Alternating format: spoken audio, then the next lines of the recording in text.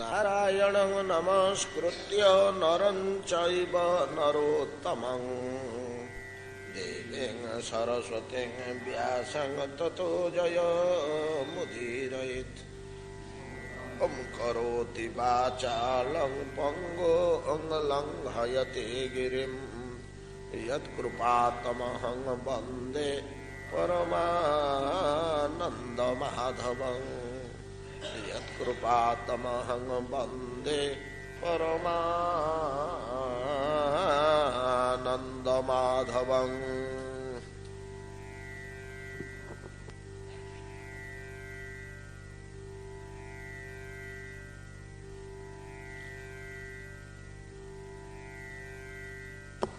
यत्कृपातमहं वन्दे परमानन्दमाधवं।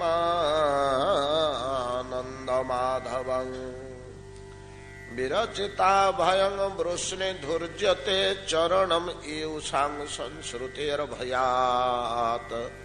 करसरोरुहं कान्तकामदं शिरसि धेहि न श्रीकरग्रहम्। व्रजजनार्तिहन वीरजोषितां निजजन स्मयध्वंसन स्मित। भज सखे भवत किङ्करेष्मनो जलरुहाननं चारुदर्शय। प्रणत देहिनां पापकर्षणं तृणचरानुगं श्रीनिकेतनं। फणिफणार्पितं ते पदाम्बुजं कृणुकुचेषु नः कृन्धिहृत्सयम्। मधुरया गिरा बल्गुवाक्यया बुधमनोज्ञया पुष्करीक्षण। विधि करीरिमा वीरमुह्यति रधर सिधुना पायस्वनः। तव कथामृतं तप्त जीवनं कविभिरीडितं कल्पशापहं। श्रवणमङ्गलं श्रीमदाततं भुवि गृह्णन्ति ते भूरिदा जना। प्रेममयी ब्रजांगनागण भगवानଙ୍କର वचनामृतर कामना କରୁଛନ୍ତି। भगवत वचनामृत स्वर्गामृत और मुख्यामृत को तुच्छ करी सकल ताप निवारण करने पे समर्थ। शरीर ताप, संसार ताप, तब विरह ताप। जो ताप दर्शन स्पर्श और सेवारू सृष्टि ही थाए अभाव। दर्शनर अभाव, स्पर्शर अभाव, भगवत श्रीअंग स्पर्श जो माने निकटवर्ती अछंती। भगवत श्रीमूर्ति दर्शनर अभाव, स्पर्शर अभाव और सेवार अभाव रे जो प्रचंड ताप सृष्टि ही थाए से तापर सीमा नहीं। तब आपण कथामृत भगवत कथामृत श्रवण द्वारा से समस्त अभाव दूरीभूत हो। स्पर्श कला भलिया लागे, कथा शुणिले दर्शन कला भलिया तृप्ति लागे, और सेवा करिवार परितृप्ति मध्य। एणु एतादृश महिमामय हेथिबारु तुम कथामृत ए तप्त जीवन शब्दटी जहा कहउछंती ब्रजांगनागण जो भाव निहित अछि सेतरे तो आमर सब शास्त्र सरीगला। शरीर संसार भागवत संबंध आउ कौन रहिला, आउ किछि रहिलानी, सब सरीगला। एतादृश महिमान्वित तब कथामृत ताहा এই কারণରୁ কবিভিঃ ईडितम কবিভিरीडितम এই মহিমা তার থিবারু সকল তাপ দূর করিবার সামর্থ্য থিবারু কথামৃতর এবং স্বর্গামৃত ও মুখ্যামৃত অপেক্ষা যথেষ্ট অধিকতর ହେଇଥିବାରୁ निरंतर कविगण ଆପଣଙ୍କ କଥାର ପୂଜା କରିଥାନ୍ତି, ଉପାସନା କରିଥାନ୍ତି, ସ୍ତୁତି କରିଥାନ୍ତି। ଈଡ଼ିତମ୍ ସ୍ତୁତମ୍, ବେଶୀ ଜାଗାରେ ଈଡ଼ିତ ଶବ୍ଦର ଅର୍ଥ ସ୍ତୁତ, ଈଡ଼ନ ସ୍ତୁତିକରଣ, ସ୍ତବ କରିବା, ଭଗବାନଙ୍କର ମହିମା ଗାନ କରିବା, ସ୍ତୁତି ସ୍ତବ କରିବା କୁ ବୁଝାଏ। କିନ୍ତୁ ଈଡ଼ିତ ଶବ୍ଦରେ ପୂଜିତ ବୋଲି ଅର୍ଥ କରାଯାଏ। ପୂଜା କହିଲେ ତ ସବୁ, ପ୍ରଣାମ କରିବାଠୁ, ଧ୍ୟାନ କରିବାଠୁ, କେବଳ ଫୁଲ ଚନ୍ଦନ ଭୋଗରାଗ ସମର୍ପଣ କରିବାକୁ ପୂଜା କୁହାଯାଏ ନା, ଧ୍ୟାନକୁ ମଧ୍ୟ ପୂଜାର ଅନ୍ତର୍ଗତ। ଏପରିକି ଅନ୍ତଃକରଣରେ ମନନ ମଧ୍ୟ ପୂଜାର ଅନ୍ତର୍ଗତ। ପୂଜା ଏଇଭଳିଆ ଗୋଟିଏ ଶବ୍ଦ। ଏଡ୍ୟ ଅନେକ ଜାଗାରେ ନୌମିଡ୍ୟମ୍ ତେ ଭ୍ରବପୁଷେ, ଏଡ୍ୟମ୍ ସର୍ବପୂଜ୍ୟମ୍, ଯେ ପ୍ରକୃତରେ ପୂଜ୍ୟ, ଏଡ୍ୟମ୍ ପୂଜ୍ୟମ୍। ଗୀତାରେ ବି, ଭାଗବତରେ, ବିଭିନ୍ନ ସ୍ଥାନରେ, ଅନ୍ୟାନ୍ୟ ଶାସ୍ତ୍ର ମାନଙ୍କରେ ଆମେ ଏ ଶବ୍ଦଟି ପାଇବା, ଜଗନ୍ନାଥାଷ୍ଟକରେ ମଧ୍ୟ ପାଇବା। ଈଡ୍ୟ ଶବ୍ଦ ସବୁଠି ଅଛି। ଏଡ୍ୟ ପୂଜିତ, ତୁମ କଥାର ପୂଜା କରିଥାନ୍ତି, ଅର୍ଥାତ ସମ୍ମାନ କରିଥାନ୍ତି, ମର୍ଯ୍ୟାଦା କରିଥାନ୍ତି, ସ୍ତୁତି କରିଥାନ୍ତି, ବର୍ଣ୍ଣନା କରିଥାନ୍ତି। ଭାଗବତ କଥାର, ଶ୍ରୀମଦ ଭାଗବତରେ ତ ଭଗବତ କଥାର ମହିମା ଏକଦମ ଭରା। ଆମେ ଅନେକ ଜାଗାରେ ଆଲୋଚନା କରିଛେ।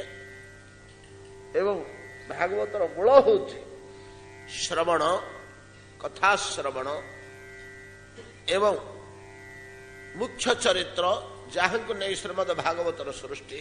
ପରୀକ୍ଷିତ ମହାରାଜ କେବଳ ଶ୍ରବଣ ଦ୍ୱାରା ହିଁ ସୁଖଦେବ ଗୋସ୍ୱାମୀ ତାଙ୍କୁ ଉଦ୍ଧାର କରିଥିଲେ।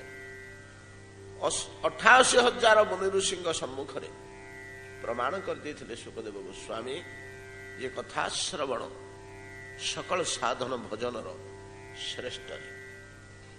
ଏଣୁ ବହୁ ବହୁ ରମଣୀୟ ବାକ୍ୟରେ, ମହିମାନ୍ୱିତ ବାକ୍ୟରେ କବି ଗଣ ଆପଣଙ୍କ କଥାମୃତର ମହତ୍ଵ ନିର୍ଣ୍ଣୟ କରନ୍ତି। କଥାମୃତ କେଡ଼େ ଶକ୍ତିଶାଳୀ ତାହା ବୁଝି କବିଗଣ ମଧ୍ୟ ନିଜେ କଥା ଶ୍ରବଣରେ ନିମଜ୍ଜିତ ହୋଇଯାନ୍ତି, କଥା ଶ୍ରବଣରେ ନିମଜ୍ଜିତ ହୋଇଯାନ୍ତି। କବି କିଏ ସେ ଆମେ ଆଲୋଚନା କରିଛେ। କବି ଶବ୍ଦରେ ବ୍ରହ୍ମଜ୍ଞ ପୁରୁଷଙ୍କୁ ବୁଝାଏ। କବିଂ ପୁରାଣମ୍ ଅନୁଶାସିତାରମ୍ ଅଣୁରଣୀୟାନ୍ ସ୍ମରଣୁ ସ୍ମରେତ ଯଃ ସର୍ବସ୍ୟ ଧାତାରମ୍ ଅଚିନ୍ତ୍ୟ ରୂପମ୍, ନାଇଁ କି? ଆଦିତ୍ୟ ବର୍ଣ୍ଣଂ ତମସଃ ପୁରସ୍ତାତ୍, ଗୀତାରେ କୁହାଯାଇଛି। କବି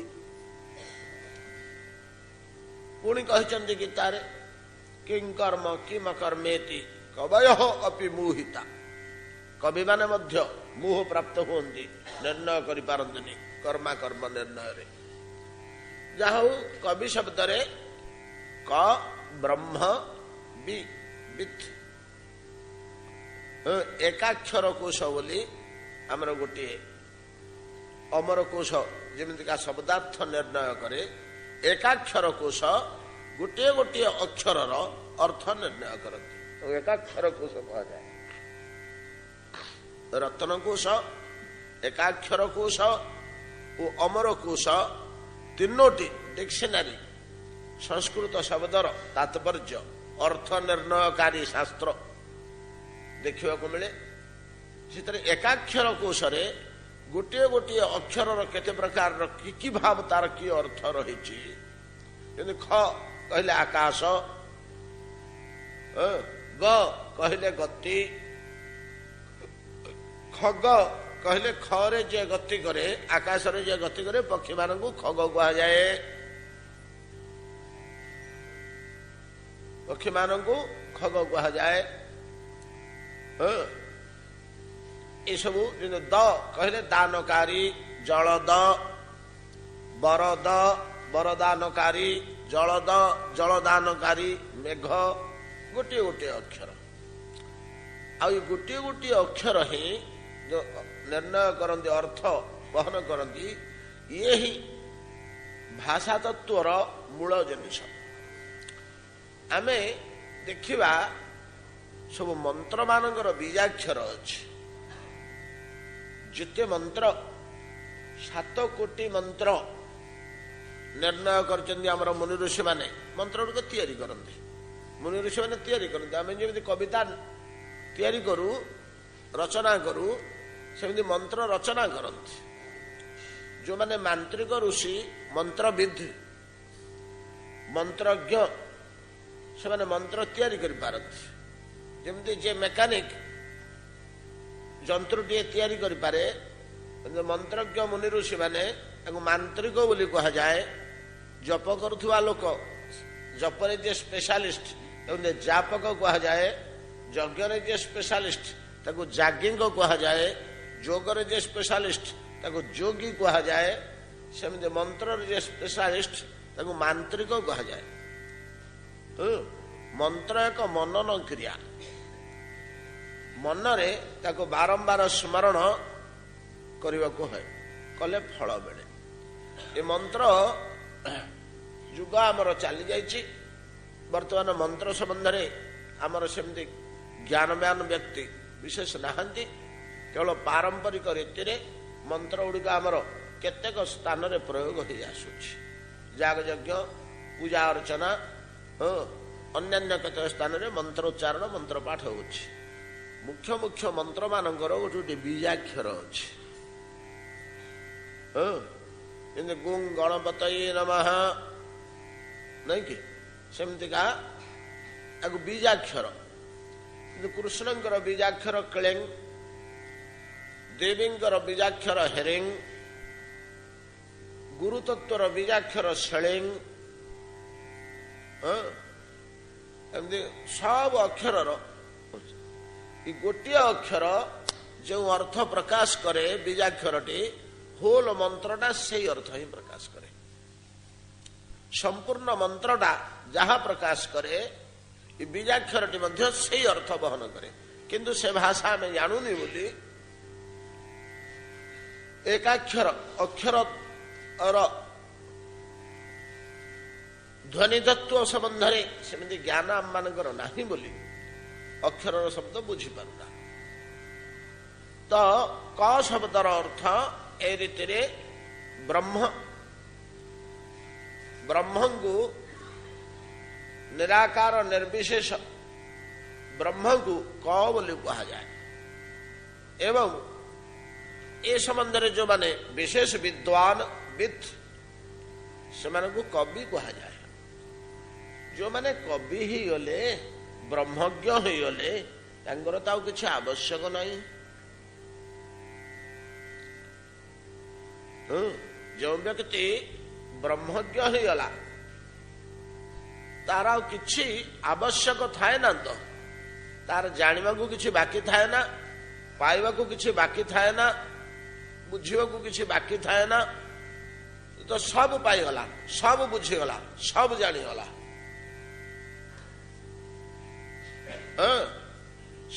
द्वारा कहीं कथामृत आउ पूजित होउछि सेमाने कहीं कथामृतर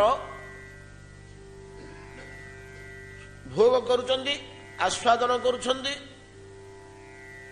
तांकर ताउ किछि पाइबाकू बाकी नाही आउ तांकर कहीं साधना से बसी कहीं कथा शुणुचंदी गोस्वामी तुलसीदास जी गोटे पद 4-5 दिन तले आम आलोचना करुले मन थी जीवन मुक्त ब्रह्म पर कथा सुनहि तज ध्यान जे हरि कथा यार हरि कथार रुचि नहीं ते पशु बिनु पूछ विषाण एमती गोसाई जी कहते हरि कथा जहाँ को रुचे ना ସେ ପଶୁଟିଏ ବୋଲି କହୁଛନ୍ତି। ଯାହା ହଉ ସେ ଦ୍ୱିତୀୟ ପାଦଟାର ଆକ୍ଷେପ ମୂଳକ କଥାରୁ ଆମେ କଣ ପାଇବା? ମୂଳ ସିଦ୍ଧାନ୍ତଟି ସେ ଦେଲେ ପ୍ରଥମ ପଦରେ ଯେ ଜୀବନମୁକ୍ତ ପୁରୁଷ, ବ୍ରହ୍ମଜ୍ଞ ପୁରୁଷ,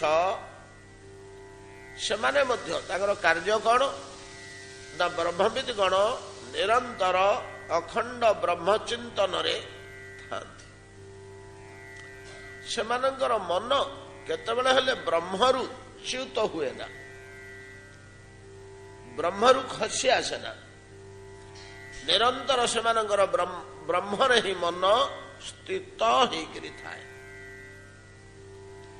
ବ୍ରହ୍ମରେ ମନ ନିତ୍ୟ ସ୍ଥିର ହେଇକି ରହିବା ଫଳରେ ଏ ପ୍ରତ୍ୟେକ ବସ୍ତୁ ଗୁଡ଼ିକୁ ସେମାନେ ବ୍ରହ୍ମ ସ୍ୱରୂପ ବୋଲି ଅନୁଭବ କରନ୍ତି। କାହିଁକି ନା ତାଙ୍କ ମନରୁ ତ ବ୍ରହ୍ମ କେବେ ହେଲେ ଉଭଉନି, ସବୁବେଳେ ତ ବ୍ରହ୍ମ ଚିନ୍ତାଟା ଅଖଣ୍ଡ ଭାବରେ ଅଚ୍ୟୁତ ଭାବରେ ରହିଛି। ତେଣୁ ଯେଉଁ ପଦାର୍ଥ ସମ୍ବନ୍ଧରେ ସେ ଦେଖିଲେ କି ଚାହିଁଲେ ଆଉ ଏଟା ବ୍ରହ୍ମ ଭଳିଆ ହିଁ ଦୁଷେ। ବସ୍ତୁର ସ୍ୱରୂପ ଦୁଷେ ନା, କଣ ବ୍ରହ୍ମ ସ୍ୱରୂପ ଦୁଷେ। ଖାଲି ସେତିକି ନୁହଁ, ବେଦ କହୁଛନ୍ତି ବ୍ରହ୍ମବିତ୍ ବ୍ରହ୍ମେବ ଭବତି। ଯେ ବ୍ରହ୍ମଜ୍ଞ ପୁରୁଷ ସେ ବ୍ରହ୍ମରେ ପରିଣତ ହେଇଯାଏ, ସେ ସ୍ୱୟଂ ବ୍ରହ୍ମ ହେଇଯାଏ। ଯେ ବ୍ରହ୍ମଜ୍ଞ ପୁରୁଷ, ଯେ ବ୍ରହ୍ମଜ୍ଞାନୀ, ସେ ନିଜେ ବ୍ରହ୍ମମୟ ହେଇଯାଆନ୍ତି। ଆଉ ଭୂତମୟ ବା ଜୀବମୟ ମନୁଷ୍ୟମୟ ହେଇକିରି ରହନ୍ତିନି। ସ୍ୱୟଂ ବ୍ରହ୍ମଭୂତ ପ୍ରସନ୍ନାତ୍ମା ନ ଶୋଚତି ନ କାଙ୍କ୍ଷତି, ନାଇଁ କି? ଏମିତି ସବୁ ଗୀତାରେ କହିନାହାନ୍ତି। ବ୍ରହ୍ମଜ୍ଞ ପୁରୁଷର ଲକ୍ଷଣ ଯେ ବ୍ରହ୍ମଭୂତ ହେଇଗଲେ ଜୀବଭୂତ ଅବସ୍ଥାରେ ଆଉ ରହିଲେନି, ସବୁବେଳେ ତାଙ୍କର ଅନ୍ତଃକରଣ ପ୍ରସନ୍ନ ରହେ। ସେମାନଙ୍କର ଜଗତରେ କିଛି ଶୁଣିବାକୁ ନଥାଏ, କିଛି ପାଇବାକୁ ନଥାଏ, କିଛି କରିବାକୁ ନଥାଏ। କାହିଁକି ନା କେବଳ ବ୍ରହ୍ମ ସାଗର ଭିତରେ ସେ ବୁଡ଼ିକିରି ରହିଥାନ୍ତି। ବୁଝନ୍ତୁ, ଏଗୁଡ଼ା ତ କଳ୍ପନାର ଜିନିଷ, ଗୋଟେ ଅପ୍ରାକୃତ ଅଲୌକିକ ପଦାର୍ଥଟେ। ଆମେ ତାକୁ ଧାରଣା କରିବା କଥା। ବ୍ରହ୍ମବିତ୍ ବ୍ରହ୍ମୈବ ଭବତି।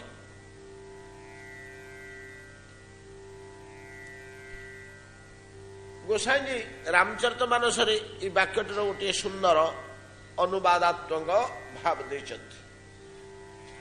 ବାଲ୍ମୀକିଙ୍କ ଆଶ୍ରମରେ ଯେତେବେଳେ ରାମ ପହଞ୍ଚିଲେ, ସେତେବେଳେ ବାଲ୍ମୀକି କହୁଛନ୍ତି, ସ୍ତୁତି ସ୍ତବ କରୁଛନ୍ତି, ଜଗୁପେଖନ ତୁମ ଦେଖ ନିହାରା, ବିଧି ହରି ଶମ୍ଭୁ ନ ଚାବ ନିହାରା, सोपी न जानई मरमु तुहारा,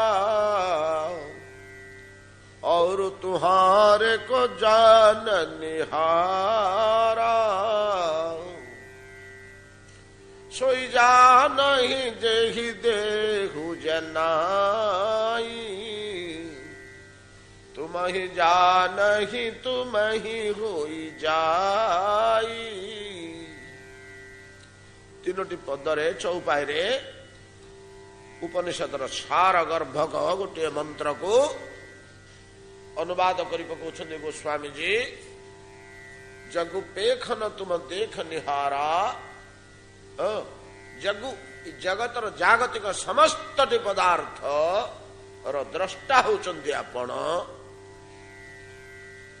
विधि हरि शंभु न चाव निहारा, कोटि कोटि ब्रह्मा शिव विष्णु को आपण नचौचंती। गोटे गोटे ब्रह्मांड रे तीन तीन तत्व अछंती, ब्रह्मा विष्णु महेश्वर। कोटि कोटि ब्रह्मांड को आपण नचौचंती, ब्रह्मा विष्णु महेश्वर को नचौचंती। हेले मध्य ब्रह्मा विष्णु महेश्वर आपण निर्देश रे नाचुचंती सिना, आपण को जानि पारनाहंती। ब्रह्मा विष्णु शिव आपण को जानी पारु नाहंती। प्रभु मु कौन जानिबी आपण तत्व, आपण महिमा मु कौन जानिबी। वाल्मीकि कहउछन्ती राम को दर्शन करी स्तुति करूछन्ती, आपण महिमा कौन, केते आपण किंभूत, किमाकार, की स्वरूप, की तत्व, की शक्ति, की महत्व, की पदार्थ, अरे मु कौन जानी विधि शंभु न चाव निहारा ते न जानती मरम तुहारा और तुहारे को जान निहारा आ तुम किए जानव प्रभु जे आम जानी पकेबू किछि हेले आम आपण को बुझीपारनु बुझीपारू ना एभलिया कुटस्थ अद्भुत महिमा अद्भुत तत्व आपण हाँ जानती जे केते लोक आपण को ये ब्रह्म वस्तु को निराकार ब्रह्मर आरोप करी वाल्मीकि कहते जानी पकाते केते लोक जे आपण को किए जाने ना सोई जान ही से लोक आपण को जाने जे ही जहा को तुम्हें निज को निजे निज तरफरु दे ही जनाई जहा को आपण निजे जणे ही जानती से केवल अर्थात भगवत कृपा बिना भगवत तत्व को जानिबा संभव नुह अन्य कौन से उपाय जानी हबनी से जदि निजे कृपा करिवे तांकरी कृपारे तांको सिना जानी होए तांकरी कृपारे तांको जानी होए संगे संगे आसीगला द्वैतवाद को अद्वैतवाद तत्वटा ब्रह्म पदार्थ किमिति जानिबो ना तुम कृपारे कृपाटा तो क्या ब्रह्मटा तो निर्विशेष से तो कृपा मूर्पा क्या किसी करनी निराकार तत्व निर्विशेष तत्व से कौन कृपा करे कि क्या साकार मूर्ति हेले सीना कृपा कर अंग प्रत्यंग देह हाथ गोड़ सुख दुख भल मंद शांत शिष्ट हेले साकार तत्व हेले सीना कृपा कर जड़ तत्वटा कौन कृपा कर जीवंतुटे हेले सीना कृपा कर जड़ केमिति कृपा कर पथरटे रास्तार अटकी जाइए आम आरपट को जापे केते कांदी रोसरी गुहारी करा बोले जड़ से कौन घुंचब रास्ता छाड़ आमको से घुंचिक आमको रास्ता छाड़ कि जड़टा जदि से जीवंता लोकटे बसता कि जंतुटे बसता कि षंढुटे कि बलदुटे बसता ताकू टे चेष्टा कले से घुंचा से बुझंता जे पशुटे हेले बुझते लोकटा जावाक चाहूँ सीधे मत बाड़ेवा कर बाड़ी भांगिला कि ना मत हे हाँ छि छा कर घुंची गले तार मुहटा आड़े देले देखो षंढ गुड़ा शोथे उठ उठ कहले मुहटा टे आड़े दो आड़े देले आम से पड़े गला दुटला से बुझुची ये लोक बाटे जावाक चाहूँ से रास्ता देदेले जाए ना मत अवस्था कर ब्रह्म को से भाया चेतन तत्व किंतु कौन तार विशेषत्व न निर्विशेष हो तार कौन क्रिया ना तेणु से कृपा केमती कर कृपा किए करे साकार तत्व केवल कृपा करती अतएव तुम्हें साकार रूपे जदि क्या कृपा करदब मोर ब्रह्ममय अवस्था तू जाने रे तेरे से जान ने ने जान एमती कही ना भगवान क्या कहते कि कही रामायण आप पाइबे मार्कंडेय मुनि की कहते मार्कंडेय मुनि मो कृपारे ब्रह्मा को कहते चतुश्लोक मो कृपारे बोली स्पष्ट कहते मते जान मो कृपारे मते जान कहूची तदस्तुते तम भितर से ज्ञान प्रवेश करू जो चार्टा श्लोक कहते चतुश्लोकी भगवान कहते मो कृपारे मो संबंधी ज्ञान तुम आसू जो भगवान कृपारे ही भगवान को जानी है कौन से साधन भजन द्वारा भगवान को जानी है ना भगवान को कृपा सृष्टि करने संग्रह करने जमी माँ की बापा पाखे आमर अली छड़ा कि बाट नहीं नहीं कि द्वितीय कि तृतीय श्रेणी पिलाटे स्कूल रे तारा सांग माने सब किए कौन कर मत 5 टंका दियो तू पिलाटे 5 टंका कौन करू कौटी पकेबू तू छोट पिलाटे 5 वर्ष कि 4 वर्ष पिलाटे 5 टंका तू कौन करू से अली कला माँ पाखे कि बाप पाखे से सब कृपा आसीगला एम केते अली संभाळे पिलाटार हाँ देवका कौन करू जय देवका ତଦ୍ରୂପ ଭଗବାନଙ୍କ ପାଖରେ ଅଳି କଲେ ଏଇ ଅଳିଟାକୁ ଭକ୍ତି କୁହନ୍ତି ନାଇଁ କି? ଭଗବାନଙ୍କ ପାଖରେ ଅଳି କଟାଳ କରିବାଟାକୁ ଭକ୍ତି କୁହାଯାଏ ନା ଆଉ କଣ କାନ୍ଦିବା ଆଉ। ଅଳି କଟାଳ କଲେ ଭଗବାନ ଶେଷକୁ କୃପା ପରବଶ ହେଇଯାଆନ୍ତି, ଆଉ ସହିପାରନ୍ତିନି, ତରଳି ଯାଆନ୍ତି, ତାଙ୍କ ହୃଦୟ ତରଳିଯାଏ, ବିଗଳିତ ହେଇଯାଏ, କୃପା କରିଦିଅନ୍ତି।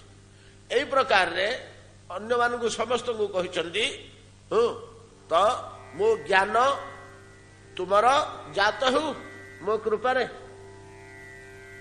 ତୁମ ହିଁ ଜ୍ଞାନ ହିଁ ତୁମ ହିଁ ହୋଇଯାଏ। ଏଭଳିଆ ବ୍ରହ୍ମଜ୍ଞ ପୁରୁଷ ଗଣ ମାନେ ବ୍ରହ୍ମକୁ ପାଇଗଲେ, ବ୍ରହ୍ମକୁ ପାଇଗଲା ପରେ ଆଉ କିଛି ପାଇବାକୁ ବାକି ଥାଏ କି? ବ୍ରହ୍ମ କଣ ସମସ୍ତ ତତ୍ତ୍ୱ ସମସ୍ତ ପଦାର୍ଥ ନୁହେଁ କି? ସେ ତ ସମସ୍ତ ପାଇଗଲା। ହଇ ହୋ ବ୍ରହ୍ମଜ୍ଞ ଋଷି ନା କଣ କହୁଛ ଭାଇ? ଆପଣ ବ୍ରହ୍ମଜ୍ଞଟି ନା? ହଁ ଆପଣଙ୍କର ବ୍ରହ୍ମ ପ୍ରାପ୍ତି ଘଟିଛି ନା? ହଁ ସାକ୍ଷାତକାର ହେଇଛି। ବ୍ରହ୍ମ ବଦରି ସମ ତୁହାରେ ହାତା। ଗୋସାଇଁଜୀ ରାମଚରିତ ମାନସରେ ଗୋଟିଏ କହୁଛନ୍ତି, ଭଗବାନ ରାମ ଉତ୍ତର ଦଉଛନ୍ତି ବାଲ୍ମୀକି, ଏତିକ ସ୍ତୁତି ସବୁ ଶୁଣିଲା ପରେ ଆପଣଙ୍କ ହାତ ବ୍ରହ୍ମ ପଦାର୍ଥ ବରକୋଳି ଭଳିଆ ଖେଳଣା ଭଳିଆ ଖେଳୁଛି, ଖେଳୁଛନ୍ତି ଆପଣ ବ୍ରହ୍ମକୁ ଧରି। ବ୍ରହ୍ମ ବଦରି ସମ ତୁହାରେ ହାତା। ସେ ବି ମୁନିଙ୍କର ସ୍ତୁତି କରିଛନ୍ତି। ମୁନି ଯେମିତି ସ୍ତୁତି କଲେ ପ୍ରଭୁଙ୍କର, ପ୍ରଭୁ ମଧ୍ୟ ତାଙ୍କ ଭକ୍ତର ସେଇ ଭଳିଆ ସ୍ତୁତି କଲା ଭଳିଆ ଭଙ୍ଗୀରେ ତାଙ୍କୁ ଉଚ୍ଚ ସ୍ଥାନ ଦେଇଛନ୍ତି। ଏଭଳିଆ ଯୋଉମାନେ ବ୍ରହ୍ମଜ୍ଞ ପୁରୁଷ, ତାଙ୍କର ଆଉ କଣ ଆବଶ୍ୟକ ଅଛି ଯେ ସେମାନେ କଥା ଶ୍ରବଣ କରିବେ, ହୋ ଭଜନ ସାଧନ କରିବେ। ଭଜନ ସାଧନ କିଏ କରେ? ଯେ କିଛି ପାଇବାକୁ ଚାହେଁ। ଏ ପାଇବାଟା ସ୍ୱାର୍ଥ ପରମାର୍ଥ ଦୁଇ ପ୍ରକାରରେ ବିଭକ୍ତ। ଜାଗତିକ ପଦାର୍ଥ, ପୁଅ ଧନ ଘର ଦ୍ୱାର ସୁଖ ସମ୍ଭୋଗ ପ୍ରତିଷ୍ଠା ପଦବୀଠୁ ଆରମ୍ଭ କରି ଇନ୍ଦ୍ରତ୍ୱ ବ୍ରହ୍ମାତ୍ୱ ଶିବତ୍ୱ ପର୍ଯ୍ୟନ୍ତ, ସାର୍ବଭୌମତ୍ୱ ପର୍ଯ୍ୟନ୍ତ, ମୋକ୍ଷ ପର୍ଯ୍ୟନ୍ତ ଏଟା ସ୍ୱାର୍ଥ ସମ୍ବଳିତ। ଏଗୁଡାକ ସବୁ ସ୍ୱାର୍ଥ ଭିତରେ ଯାଉଛି, ପରମାର୍ଥରେ ଯାଉଛି। ପରମାର୍ଥରେ ଯାଉଛି କଣ ନା ଭକ୍ତି, ପ୍ରେମ, ଆବେଗ। ପ୍ରଭୁ ମତେ ତୁମେ ପାର୍ଷଦ କରି ରଖ, ହେ ତମ ଚାକର ନୌକର କରି ରଖ, ବୈକୁଣ୍ଠରେ ଟିକେ ଜାଗା ଦିଅ, ଗୋଲକରେ ଟିକେ ସ୍ଥାନ ଦିଅ। ଏଇ ଯୋଉ ମାଗୁଣି ଏଗୁଡା ହେଲା ପରମାର୍ଥ ମାଗୁଣି, ଏଟା ଅପ୍ରାକୃତ ରାଜ୍ୟର ମାଗୁଣି। ତେଣୁ ଏଗୁଡାକ ସ୍ୱାର୍ଥ ଭିତରେ ଯାଏ ନା, ଏଟା ସ୍ୱାର୍ଥ ଭିତରେ ଯାଏ ନା।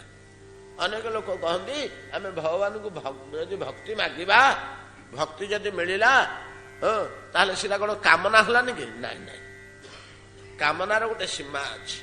ଜାଗତିକ ପଦାର୍ଥ ଗୁଡାକ ପାଇଁ କାମନା କୁହାଯାଏ। ତା ଉପରକୁ ଯୋଉ ମାଗୁଣି, ପ୍ରଭୁ ତୁମ ରୂପ ଟିକେ ଦେଖେ, ଯାହା ବ୍ରଜାଙ୍ଗନା ମାନେ ମାଗୁଛନ୍ତି, ଏଟାକୁ କାମନା ବୋଲି କୁହାଯିବନି। ତୁମ ମୁହଁ ଟିକେ ଦେଖିବୁ, ତୁମ ପରଶ ଟିକେ ପାଇବୁ, ତୁମ ଅଧରାମୃତ ଟିକେ ଚାଖିବୁ, ଯାହା କହୁଛନ୍ତି ଏଗୁଡାକ କାମନା ବାସନା ନୁହଁ। ୟା ନା ହଉଛି ଶ୍ରଦ୍ଧା। ନିଷ୍କାମ ଭାବଟାକୁ ଶ୍ରଦ୍ଧା କୁହାଯାଏ। କାମନା ଓ ଶ୍ରଦ୍ଧା ଯୋଉଡାକ ଶରୀରରେ ଭୋଗ ହୁଏ, ବୁଦ୍ଧି ମନ ଇନ୍ଦ୍ରିୟ ଦ୍ଵାରା ଭୋଗ ହୁଏ, ସେଗୁଡାକ କାମନା ବାସନା। ଯୋଉଟା ଆତ୍ମା ଦ୍ଵାରା ଯୋଉଟା ଭୋଗ ହୁଏ, ନାଇଁ କି? ମା ତା ଛୁଆକୁ ଯୋଉ ସ୍ନେହ କରୁଛି, ସେଟା କଣ ସେ ଇନ୍ଦ୍ରିୟରେ ଭୋଗୁଛି? ମାତୃ ସ୍ନେହଟା ତା ଇନ୍ଦ୍ରିୟରେ ଭୋଗୁଛି କି? ନାକ କାନ ଦେଇକିରି ନା ମନ ବୁଦ୍ଧିରେ ଭୋଗୁଛି? ନାଇଁ, ଆତ୍ମା। ଆତ୍ମାର ଭୋଗ। ଏ ଆତ୍ମାରେ ଯୋଉ ଭୋଗ ହୁଏ ଅପ୍ରାକୃତ ଜଗତର, ଭାଗବତ କୃପା, ଭାଗବତ ପ୍ରୀତି, ଭାଗବତ ସେବା, ଭାଗବତ ଦର୍ଶନ, ଭାଗବତ ସ୍ପର୍ଶ, ନାଇଁ କି? ଭାଗବତ ଲୋକରେ ବାସ, ଏଗୁଡାକ ପରମାର୍ଥ, ଏଗୁଡା ସ୍ୱାର୍ଥ ସମ୍ବଳିତ ନୁହଁ। ତେଣୁ ଏଗୁଡାକ କାମନା ଭିତରେ ଯାଉନି। ଏଗୁଡାକୁ କାମନା ଭିତରେ ଯାଉନି। ଅତଏବ ନିଷ୍କାମ କହିଲେ ବ୍ରଜାଙ୍ଗନା ମାନେ ତ ହଏ ବ୍ରହ୍ମଜ୍ଞ ପୁରୁଷ ଗଣ, କବିଗଣ, ତମର ଆଉ କଣ ପାଇବାକୁ ବାକି ଅଛି କି? ଆମର ସବୁ ପାଇବାକୁ ବାକି ଅଛି ଯେ ଆମେ ଭଗବାନଙ୍କ ପାଖରେ ଅଳି କରୁଛୁ, ତାଙ୍କ କଥା ଶୁଣୁଛୁ। କଥାର ପୂଜା କଲେ ଆମେ ଏଇଟା ପାଇଯିବୁ, ଏଇ ଜିନିଷଟା ମିଳିଯିବ। ତମର କଣ ଆଉ ପାଇବାକୁ ବାକି ଅଛି? ନାଇଁ, ଆମର ଆଉ କିଛି ପାଇବାକୁ ବାକି ନାହିଁ। ଆମର କୌଣସି ପାଇବାର ଲାଳସା ଆଉ ନାହିଁ, ସବୁ ସରିଛି। ଆଉ ତମେ କାହିଁ କଥା ଶୁଣୁଛ?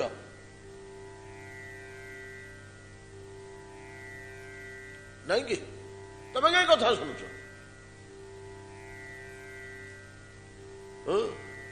जार अर्थर आवश्यक नाही से कहीं परिश्रम कर रोजगार करने चेष्टा कर पैसा दरकार ना नहीं भाई मोटे पैसा आवश्यक नहीं कहीं परिश्रम करुच कहीं रोजगार ये कष्ट करुच तुम अर्थर आवश्यकता नहीं अरे कहीं एत पढ़ुचु परीक्षा देवु ना नहीं मो कहीं दिन राति मरिक पढ़ुचु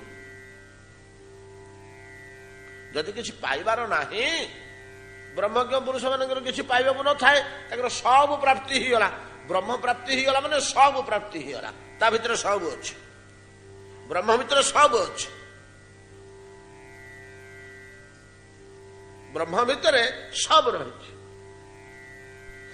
आम गोटे अलंकारटे पाइलु से अलंकार सुना अच्छी सेटा भी पाइलु नील पथर अच्छी सेटा भी पाइलु नाली पथर अच्छी सब पाइलु अलंकारटे पाइलु माने नाली पथर नील पथर सुवर्ण सब पाइगलु तो आउ किसी बाकी नहीं जो ब्रह्मजार प्राप्ति होगा तार सब किसी प्राप्ति होगा कौन पे से माने ब्रह्म प्राप्ति पे आज पर्यंत साधना करते ब्रह्म प्राप्ति होगा बेतले सर्वस्व प्राप्ति होगा आउ कौन अच्छी जे पाइबाकू तांगर बाकी से फेर बसिकरी कथा शुणुचंती कथार पूजा करुचंती उपासना करुचंती जीवन मुक्त ब्रह्मपर कथा सुनहि तज ध्यान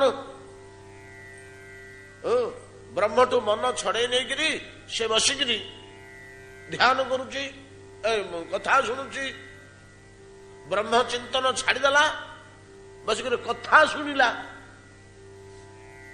कहीं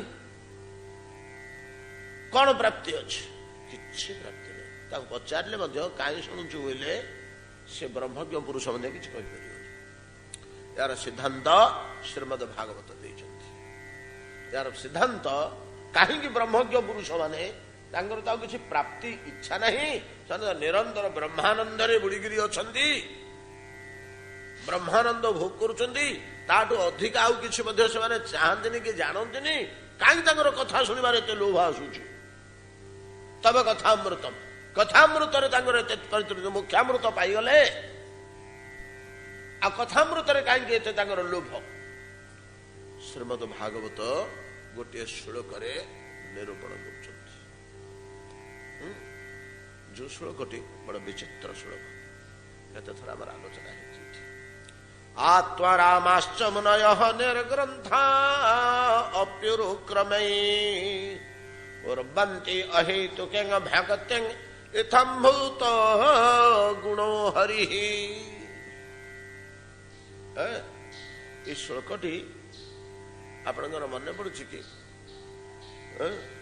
गोटे थर आम डिटेल आलोचना करथिले जेतेबेले चैतन्य महाप्रभु प्रथम जगन्नाथ दर्शन रे फगु दशमी दिन आम जाऊे प्रति वर्ष महाप्रभुଙ୍କର आगमन पालन करुचे प्रथम आगमन आमर झांझपीठा मेठू समस्त ही जगन्नाथ मंदिर को जाऊने चैतन्य महाप्रभु जगन्नाथ मंदिर भितर प्रवेश करी जगन्नाथ मंदिर रु गंगा माता मठ को जाइए गंगा माता मठ को जाइए सार्वभौम भट्टाचार्य नहीं जाइए तेणु आम एठू बाहरी मंदिर हो गंगा माता मठटी जाई श्री ठाकुरंकर रसिकराज ठाकुरंकर आरती दर्शन करी आसुचे आम नियम रही अनेक वर्ष है 10-15 वर्ष है आम आरंभ करचे महाप्रभु जिते आसिले मंदिर भीतर को पशिगले दूडी गले जगन्नाथ को कुंडे पकड़े बोली श्रीमूर्ति दर्शन रे जापारे मूर्छित हो बाटर पड़गले सार्वभौम भट्टाचार्य देखिले जे सन्यासी जनक महाकांतिमान अद्भुत रूप सौम्य दर्शन तरुण सन्यासी मात्र 24 वर्ष बयस आ गौरांग तो गौरांग रूपर छटा तो बिंछी भी पड़ुची चतुर्दिग को अस्त्र शस्त्र पार्षद तो हूँ रूप चैतन्य अवतार रूपटा हूँ अस्त्र सुदर्शन चक्र जो काम करंदा चेहराटा से काम कर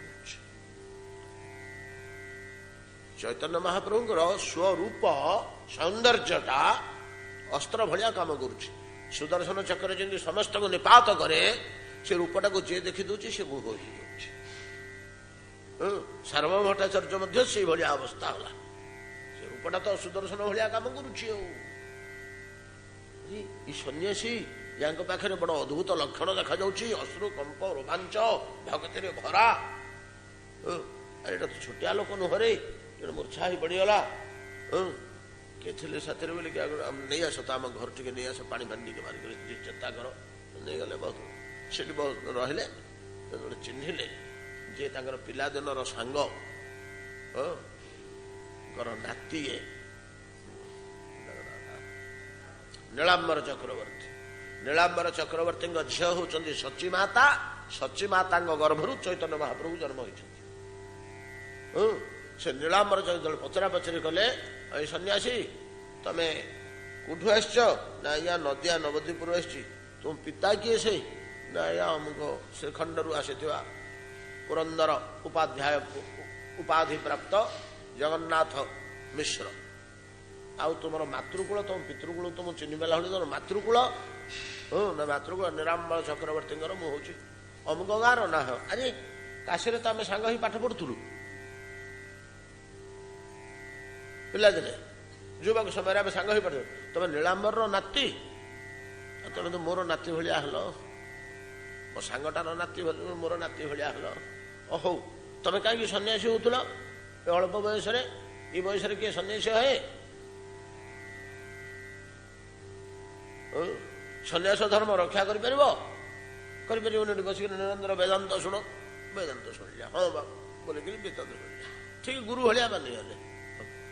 ଅନ୍ୟ ମନସ୍କ ହେଇକି ବସିଥାନ୍ତି, ସବୁବେଳେ ଗୁଙ୍ଗା ହେଇକିରି ବସିଥାନ୍ତି। 8 ଦିନ 15 ଦିନ ଗଲା, ସାର୍ବଭୌମ ଭଟ୍ଟାଚାର୍ଯ୍ୟ ପଚରା ପ୍ରବୀଣ ପଣ୍ଡିତ ପ୍ରବୀଣ ବେଦାନ୍ତୀ ମାନେ ଆସନ୍ତି ତାଙ୍କ ପାଖରେ ବେଦାନ୍ତ ପଢିବାକୁ। ପଚାରିଲେ, କହିଲେ କୃଷ୍ଣ ଚୈତନ୍ୟ କିଛି ବୁଝିପାରୁନ କି? ଖାଲି ଗୁଙ୍ଗା ହେଇକିରି ବସିଛ, ତମ ମୁଣ୍ଡରେ ଗୁଡା କିଛି ପଶୁନି କି? ସେଠି ବାଟି ପିଟେଇଲେ, ମହାଶୟ ବୁଝି ହଉଛି ଯେ ଆପଣଙ୍କ କଥା ଗୁଡା ବଡ ବୁଦ୍ଧି ହଉଛି, ମୂଳ ସୂତ୍ର ଗୁଡାକ ମୁଁ ବୁଝି ପକଉଛି। ଆରେ ମୂଳଟା ତ ଦୁର୍ବୋଧ୍ୟ ବୋଲି ମୁଁ ବ୍ୟାଖ୍ୟା କରି କହୁଛି, ଏଇ ଶ୍ଳୋକଟା କଠିନ ବୋଲିକିରି ବୁଝି ହଉନି ବୋଲି ତ ମୁଁ ଆପଣମାନଙ୍କୁ ଫିଟେଇକିରି କହୁଛି। ଆପଣ କହିବେ ମୂଳଟା ବୁଝି ହଉଛି, ଆପଣଙ୍କ କଥା ବୁଝି ହଉନି। ଚମକିଲେ, କଣ ତମର ମୂଳ ସୂତ୍ର ବୁଝି ପକଉଛ, ମୋର ବ୍ୟାଖ୍ୟା ବୁଝୁନ? ସୂତ୍ର ତ ଦୁର୍ବୋଧ୍ୟ ବୋଲିକିରି ବୁଝେଇବାକୁ ହୁଏ, ଆଉ ବୁଝେଇବାଟା କଣ ମୂଳ? କୋଉଟା ବୁଝିଲନି? ଏଇ ଯୋଉ ଶ୍ଳୋକଟା ଆପଣ ବ୍ୟାଖ୍ୟା କରୁଥିଲେ, ଏଇ ଶ୍ଳୋକଟା ଆତ୍ମାରାମାଶ୍ରମନୟ ନିର୍ଗ୍ରନ୍ଥାପ୍ୟରୁକ୍ରମୀ କୁର୍ବନ୍ତି ଅହେତୁକାଂ ଭାଗତେ ଏଥଂ ଭୂତ ଗୁଣୋ ହରି। ଏଇ ଶ୍ଳୋକଟା ମୁଁ ବୁଝିପାରିଲିନି, ଆପଣଙ୍କ ବ୍ୟାଖ୍ୟା ବୁଝିପାରିଲିନି। ଆଚ୍ଛା ଆଚ୍ଛା ଆଚ୍ଛା, ଶୁଣ ବୁଝେଇ ଦଉଛି, ମନ ଦେଇ ଶୁଣ। ବୁଝେଇଲେ 14ଟା ଅର୍ଥ କଲେ ଏ ଶ୍ଳୋକ। 14ଟି ଅର୍ଥ ଯେତେବେଳେ କଲେ ମହାପ୍ରଭୁ ଆଉ ସହିପାରିଲେନି। ଭଟ୍ଟାଚାର୍ଯ୍ୟ ଜାନେ ତୁମେ ସାକ୍ଷାତ ବୃହସ୍ପତି, ଶାସ୍ତ୍ର ବ୍ୟାଖ୍ୟା କରିତେ କାରୋ ଐଚ୍ଛେ ନାହିଁ ଶକ୍ତି। ଏମିତି ଶାସ୍ତ୍ର ବ୍ୟାଖ୍ୟା କରିବା ଲୋକ ଆଉ ନାହିଁ, ତମେ ବୃହସ୍ପତି ଭଳିଆ ବିଦ୍ୱାନ। କିନ୍ତୁ 14ଟା ଆଗ ଭୁଲ କହିଲ, ମୂଳରୁ ଭୁଲ ରହିଗଲା। ସ୍ତମ୍ଭୀଭୂତ ହେଇକରି ଚାହିଁଲେ ସାର୍ବଭୌମ ଭଟ୍ଟାଚାର୍ଯ୍ୟ, ଭୁଲ ହେଇଗଲା ନା? ହଁ ଶୁଣ, ଅମୁକ ଜାଗାରେ ଏଇଟା ଭୁଲ ରହିଲା, ଅମୁକ ଜାଗାରେ ଏଇଟା ଭୁଲ ରହିଲା। ବିଦ୍ୱାନ ଲୋକଟା ତ ବୁଝିଗଲା, ଇଏ ସନ୍ଧିରୁ ଇଏ କଣ ଭୁଲ ବାହାର କରୁଛି, ଏଗୁଡା ତ କୋଉ ଶାସ୍ତ୍ର ବାସ୍ତ୍ରର କାହିଁ ଭିତରର କଥା। ସାର୍ବଭୌମ ଶୁଣ, ୟାର ପ୍ରକୃତ ଅର୍ଥ କଣ ଏ ଶ୍ଳୋକର? ମହାପ୍ରଭୁ ବୁଝେଇଲେ, 50ଟି ଅର୍ଥ ଦେଲେ। 50ଟି ଅର୍ଥ କରି ବୁଝେଇଦେଲେ। ସେଠି ସାର୍ବଭୌମ କହିଲେ ଯେ ଗୋପୀନାଥ ମିଶ୍ର ଯେ କହୁଥିଲେ ଏଟା ଭଗବତ ଅଂଶ ବୋଲି,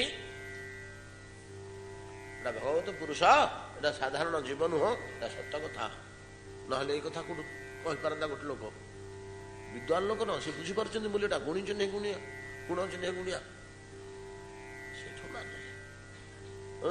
ଯାହା ହଉ, ଏଇ ଶ୍ଳୋକ, ଏ ଶ୍ଳୋକରେ କଣ କହୁଛନ୍ତି? ଆତ୍ମାରାମାଶ୍ଚ ମୁନୟ ନିର୍ଗ୍ରନ୍ଥା ଅପ୍ୟୁରୁକ୍ରମେ। ଆତ୍ମାରାମ ମୁନି ମାନେ ଯୋଉମାନେ ଆତ୍ମାରେ ନିରନ୍ତର ରମଣ କରୁଛନ୍ତି। ଆମେ କୋଉଥିରେ ରମଣ କରୁଛେ?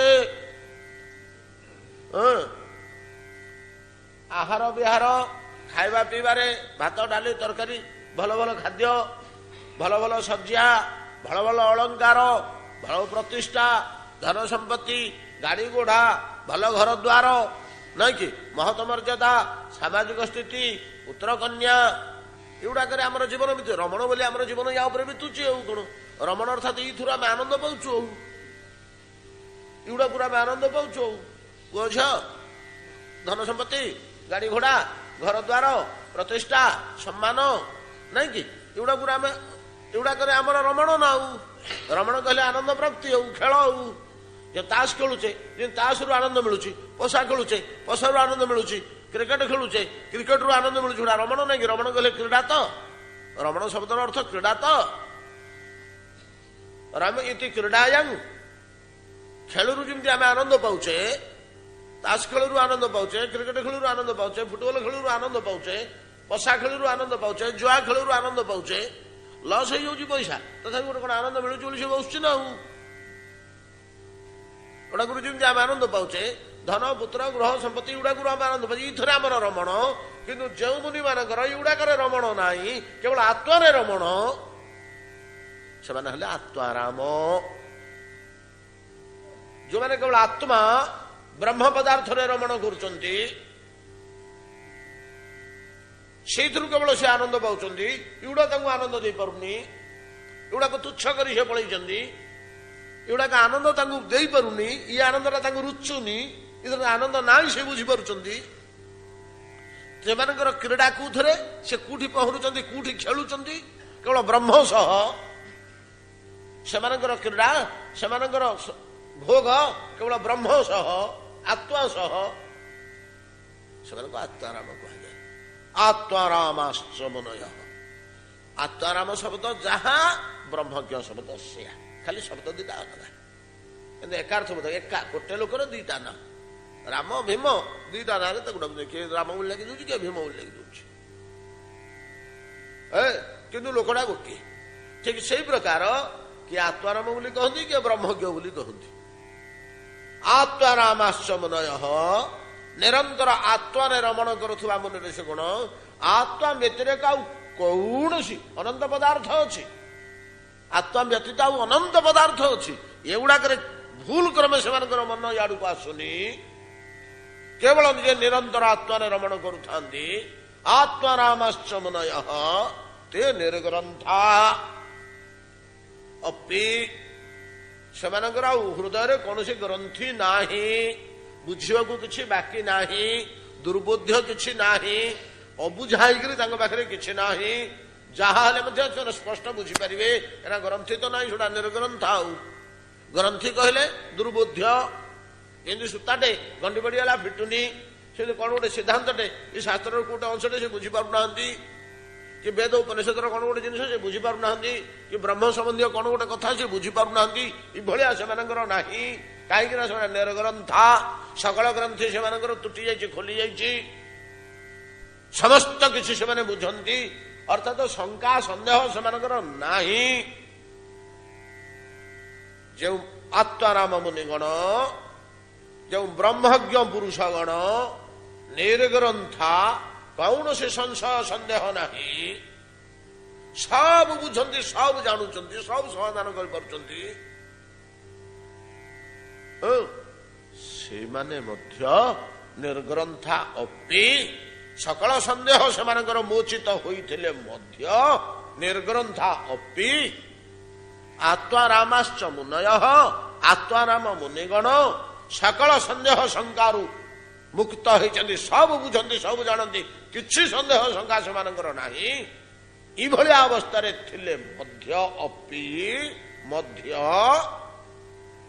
ଅହେତୁକି ଭକ୍ତି କୁର୍ବନ୍ତି। କାହା କହ ନା ଉରୁକ୍ରମେ, ଉରୁକ୍ରମ ଭଗବାନ, ଭଗବାନଙ୍କ ଠାରେ ପୁଣି ସେମାନେ ଭକ୍ତି ଆଚରଣ କରନ୍ତି। କାହିଁକି?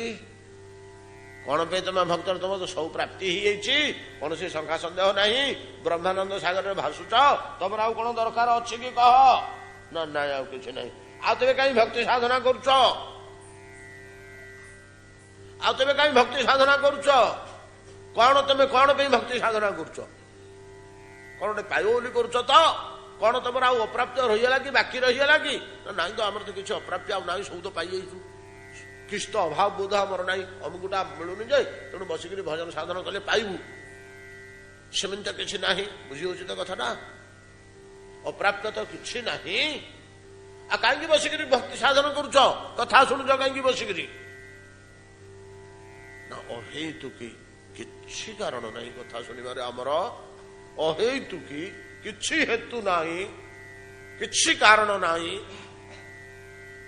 एथिपाई बोली आम कथा शुणुचु एमती नहीं हेले कहीं कथा शुणुच ना भगवानंकर कथारे कौन एमती शक्ति गोटे अच्छी जे से मुडिकी आमको बसई दौर ये जबरदस्ती आम ब्रह्मज्ञ पुरुष हेले ब्रह्मविद हेले निर्ग्रंथा हेले निरंतर ब्रह्मरमण करुले आत्मरमण करुले ई कथारे कौन गोटे शक्ति अच्छी जना पड़ुनी इत्थम्भूत गुण हरि एटा हरिंकर कथार हरिंकर एमती कौन गोटे गुण अच्छी शक्ति अच्छी बलपूर्वक आमको टाणिक कथा भितर भर्ती कर दूची आम एटू छाड़ी उठिक ई श्लोक भागवत कथार जो महिमा दौरान भागवत एटा को आम मुहरे एटा फुटुनी आम मानकर तो एत दूर दक्षता नहीं जिनिस गुड़ा प्रकाश करी होनी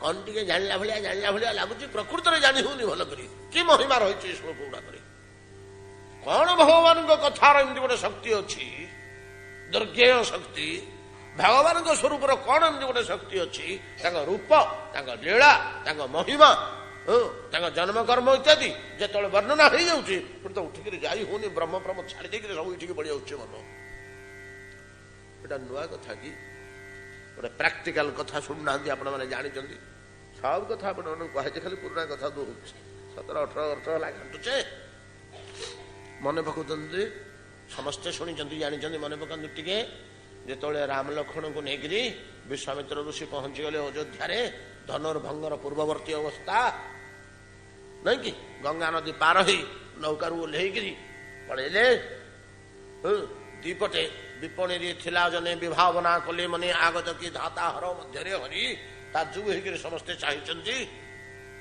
नहीं कि विश्वामित्र कौन कले बालक जोड़िक तो राम लक्ष्मण जोड़िक से शिशु 10-12 वर्षर कि 14-15 वर्षर किशोर अवस्था तो पिला गुड़ा बड़ सुंदर दुसंदी से कौन बड़कल खंडे खंडे पिंधि आउ सुंदर केशगभा फुलमाल गुड़ा पुष्परे मंडित होती शरीर आया परम सुंदर बालक गुड़ाक ऋषि वेश सजा ही गले सौंदर्य सहित पवित्रता मिशीगला नहीं कि हीराटा को साण देदेले जमी जली उठिब चाही हेनी खाली आखिरे हीराटा चकचक पदार्थ ताको जो साण बसईक नहीं आसवा से जली उठिब ता तेजटा ठीक से भाया ये शिशु जोड़ाक दुष्चंदी या नहीं कौन कले विश्वामित्र ना गोटे आंब तोटारे जाई रहिले आंब तोटा मान सब मुनि ऋषि चालिया तैयार रही सब राजा मैंने निमंत्रण होकर आसछन्ति राजा मान सौध तैयारी से बड़ बड़ सौध गृह रही राजा राजा लोक से सौध गृह गुड़ाक बाबाजी गुड़ाक होटेल रही पसंद करेंगे कि मठ खोजे भंगा हो कि खंडिया हो कौटी मठ टूटा अच्छे कह से मठ चालिया तले टे बसवा सीना आउ जा कौटी 5 तारका होटेल रे बसवा हो सांगे सांगे से गिलास बद बोतल जानी धरेब नहीं कि एटा स्वागत 5 तारका होटेल रे तेणु जा आंब तोटार सब साधु मान कुड़िया तैयार होती गोटे फाँका कुड़िया भितर क्यों ऋषि पशि नथिले फाँका पड़ा ता भितर जाकर बसिले किए से विश्वामित्र और राम लक्ष्मण तो पिला विश्वामित्र आसिक बुढ़ा है चली चलिक थकी गले सी जाकि बसी पड़े आसन टे पकईक थका होकर बोले यार पानी टी आने पीवा शोष लगे पानी टी पिला देले पिया पी कले सी बसिले ये पिला लोक टोकाया लोक या भल लगुच बस रहा तो गोड़ चल चंचल अवस्था अच्छी बोले गुरुदेव आम टे बुलिक देखुचु सब कि सजा होती ना हाँ जा जा देख शीघ्र पलि आस राम लक्ष्मण पलैले बाहर बुलवा को केमी सब सजा होती देखापी से बह सब जनक राजा सजासजी करती बेले किए गोटे जा खबर देला जनक राजा पाखे आज्ञा विश्वामित्र महर्षि आम राज्य को आमुक तोटारे कुड़िया अच्छा विश्वामित्र तो गोटे टाणुआ लोकटे ना, तो ताकू स्वागत करवा दरकार। जनक राजा सागे सागे निजर गुरु पुरोहित एमती द्वितीय शतानंद प्रभृति धरले, चल चल चल चल चल ताकू स्वागत करवा, केमी रही कौन है दु चार पद देखा देखिए कथा हो कहीं ना ना टाणुआ ऋषिटे एड़ बड़ ऋषिटे आम राज्य को आसी पहुँचीगले, स्वागत करवानी टे मिशा तो सहित बोले गले जाकि देखला बेलू विश्वामित्र बसुँच। भाई विश्वामित्र महर्षि आपण केतले आसिले आम देश पवित्र होगा, आम राज्य पवित्र, मो कार्य सफल होगा आपन को दर्शन में ना हो हालिया होकर आसी बस पड़े कि शुणिली तो खबर टे पलि आसली ना भल कले आज्ञा बड़ आनंदर कथा बसले। जनक आ विश्वामित्र दुई जन आग परमार्थ दृष्टि समान स्कंद, ये राजाटे से ऋषिटे कि परमार्थ दृष्टि समान स्कंद। तेणु से परस्पर गपसप सख्य भाया सखा भाया से कथा एमती बसिक से कुशला कुशल प्रश्न पचरा पचरे केमती अच्छा कौन अच्छा देखुं कुआड़े बुली जाते राम लक्ष्मण दुई जन भुसकिरी पशिगले। जमी पशिगले जनक राजा चटक छिड़ा हो पड़े, ये पिला दुईटा को देखिकी छिड़ा हो पड़े, कौन पे धड़क छिड़ा हो पड़े। कहीं छिड़ा हलु कहले कहीपना, सार पशिगले क्लास भितर को छुआ गुड़ा पिला गुड़ा सब कोलाहल पाटी तुंड चिमुटा चिमुटी होते जमी सार पशिगले धड़ धाड़ छिड़ा हो पड़ती चुपचाप सेमतिका छिड़ा हो पड़े। जनक जो छिड़ा हो पड़े समस्ते छिड़ा हो पड़े। अच्छा तापर बस बस बोल समस्त विश्वामित्र कहले, समस्ते बसले, पिला दुटी पाखे बसैले, जल जल कर चाहिले जनक ऋषि। किसी समय चाहला पर विश्वामित्र को पचारे ये पिला दुटा किए। विश्वामित्र किसी कहवा पूर्व यार परिचय दबा पूर्व किए जनक निज आड़ू कहीदेले ब्रह्मज निगम नेति कह गावा उभय बेश धरी शोक आवा। निजाड़ू जनक कही पकेले ब्रह्मजो निगम नेति कह गावा, जो ब्रह्म नामक पदार्थ को वेद नेति नेति वाक्य निरूपण करुछि। ब्रह्मज निगम नेति कह गावा से परम ब्रह्म पदार्थ उभय बेश धरी से कि कह आवा, से ब्रह्मटा दिभाग ही जोड़े बेशरे आसछि कि। विश्वामित्र ताज्जुब हो गले, अरे देखू देखू चिन्ह पकेला, देखू देखू चिन्ह पकेला लोकटा कि प्रज्ञा यार हो कि दिव्य चक्षु भजन साधन बल पाई। घाटी चकटी हो गले मु 3 वर्ष हला कि 2 वर्ष हला, गोड़ा ईश्वर कि नाही, गोड़ा ईश्वर कि नाही। जाऊँ से भर बसवानी दीर्घ कथा अच्छी नाना प्रकार कौतुक कर मो साथ आपर्यंत चिन्ह पार्नी 5 जगह परीक्षा कर सारे। बर्तमान परीक्षा करने को आनी अहल्या पाषाणी पाखे परीक्षा करैली, ताटका पाखे ताड़का पाखे परीक्षा करैली, सबू परीक्षा से पास कर ईश्वर तत्व निरूपण होची हेले मध्य मो पाखे एमती लीला कर दउछन जे मु आ थरे भ्रमी जाउछ, मोर संदेह बळी जाउछि। ई संदेह आत्माराम मुनि मानकर रहे ना। जनक होउछन आत्माराम मुनि स्तर तांकर संदेह रहउनी, विश्वामित्रकर संदेह बळी जाउछि बारंबार। कौन पे से अहल्या पाखु नउथले पाषाण पाखु एळे संदेह आसीगला, एमती कथाभाषा करती, एमती आलाप आलोचना करती जे पुणी संदेह पड़ी आसे विश्वामित्र गोटा भगवत भगवत परम ब्रह्म ना नहीं, गोटा ईश्वर कि नहीं कि मनुष्य बालक जोड़े ईश्वर होते तो एमती पचारतेनि, एमती खेलतेनि, एमती कांदतेनि नहीं कि बिछाटे कामुड़ी देला, फूल तोलिया जाइला पकुटे कामुड़ी देला, भे भे कांदुचंती लक्षण। राम आस गुरुदेव कौन औषध टे लगे भाई आंगुठा एत मोटा फुली जाइए केमी ना फूल तोलुला कि पोक कामुड़ी देला। ईश्वर टी पोक कामुड़ी देले आंगुठा एत मोटा हो जाऊँ भे भे रडुची मटी गडिकी भगवान ही थे परा होते तमी हंतनी। एमती नानाविध सन्देह आसी जाऊँगी 5 जगह परीक्षा कले। ये लोकटा देखु देखु कि चट कर चिन्ह पकेला, संगे संगे कह दूची ब्रह्मजनिकम नेति कह गावा उभय बेश धरी शोक हवा। कि आश्चर्य कथा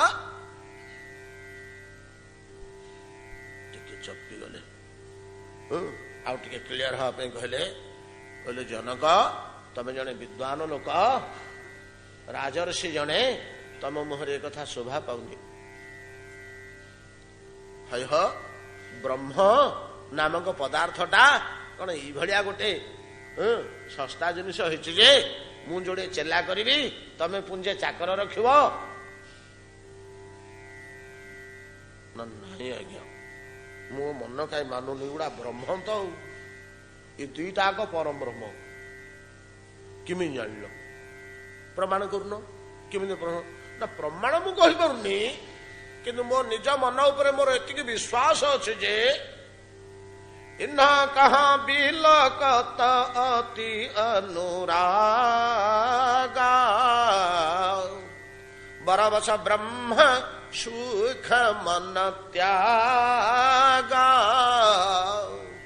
इन्हा कहाँ बिलकत अति अनुरागा ये दुटा पिला को देखला पर एमती अनुराग मोर आसीगला हृदय रे जे निरंतर ब्रह्मर स्थित होइथिबा मोर मन कौन से अवस्था ब्रह्म च्युत होकर आसवा कथा नुह बलपूर्वक ब्रह्म को फोपाड़ी दे 12 वर्ष बलपूर्वक ब्रह्म को फिंगी दे पाख मनटा बड़ी आसुची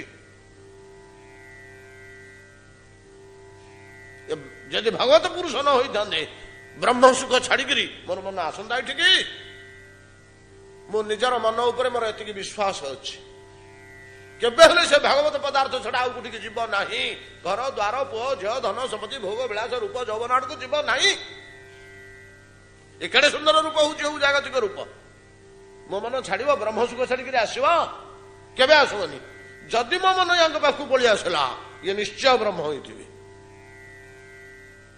केते बड़ा आत्मविश्वास गोटे ब्रह्मज्ञ पुरुषर ब्रह्मविति पुरुषर कबीर केते बड़ा आत्मविश्वास जोटि मो मन गला से परम ब्रह्म पुरुष हो ना मो मन जीव नहीं केबे एमती दृढ़ मन मोर एतिके कंट्रोल नियंत्रण में मुझे रखी से अनियंत्रित होकर ब्रह्म उपर बारंबार थोची मन को से छटक खसिक फोपाड़ी देकर ब्रह्म को पड़ी जाऊँ पिला दिटा पाखु आ ब्रह्मानंद सुख ठू अधिक अनुराग सुख यू भोग करुच्ची विश्वामित्र देखु देखु चिन्ह पकईल तमें निर्ग्रंथा तुम्हें ही निर्ग्रंथा तो आत्मारामाश्च मुनय निर्ग्रंथा कुर्वन्ति अहेतुकी भक्ति किसी कारण नहीं ये पिला दिटा जनकर जा कौटे पाइबे ज्ञान बुद्धि भागवत कृपा कौटे पाइबे कि आशारे पड़ी आउछि